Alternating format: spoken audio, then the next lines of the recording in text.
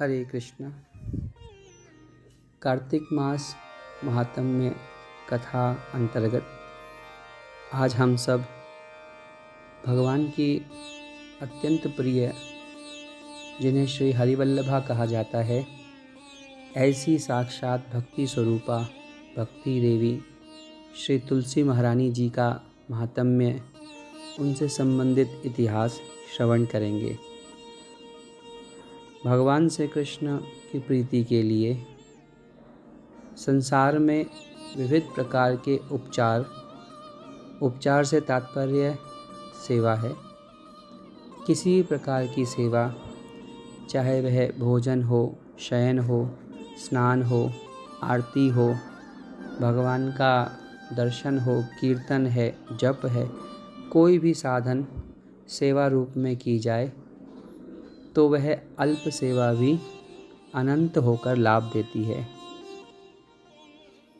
और दूसरा लाभ यह है कि वह अल्प सेवा जो भगवान श्री राधा कृष्ण के प्रति की जाती है, वह अक्षय होती है, उसका क्षय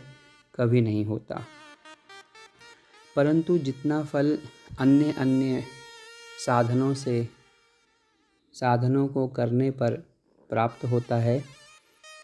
उससे अनंत गुना फल, या यूँ कहें कि जितना भगवान अन्य साधनों को प्रदान करने से, हमारे द्वारा उन्हें सेवा करने से प्रसन्न होते हैं, उससे अनंत गुना अधिक प्रसन्न श्री राधा दामोदर जी,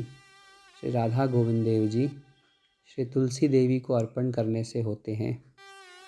तुलसी सेवा, तुलसी का भगवान को माल्य अर्पण, तुलसी का एक पत्र ही, यहाँ तक कि आधे पत्ते को भी यदि कोई भगवान को अर्पण करता है प्रेम से, तो यह कार्तिक मास में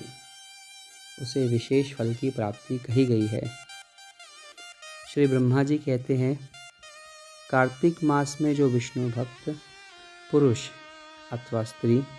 प्रातःकाल स्नान करके पवित्र होकर स्वच्छ वस्त्रों को धारण कर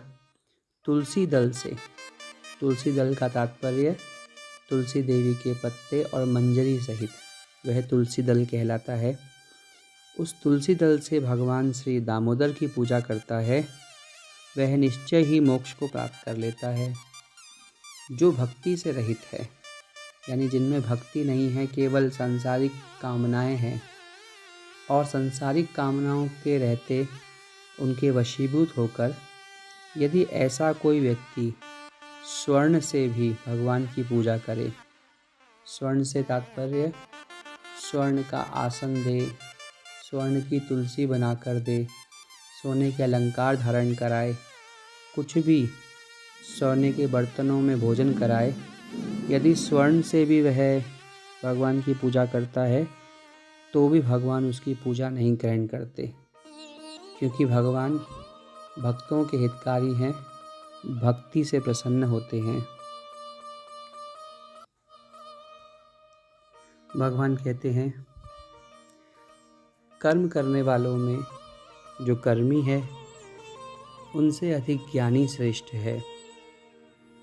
और ज्ञानियों में जो ज्ञान का उपार्जन करते हैं, ज्ञान को साधते हैं, उन ज्ञानियों से योगी श्रेष्ठ है, क्योंकि वह अपनी समस्त इंद्रियों की वृत्तियों को नियंत्रण में करके मुझे परमात्मा स्वरूप से अपने हृदय में देखता है।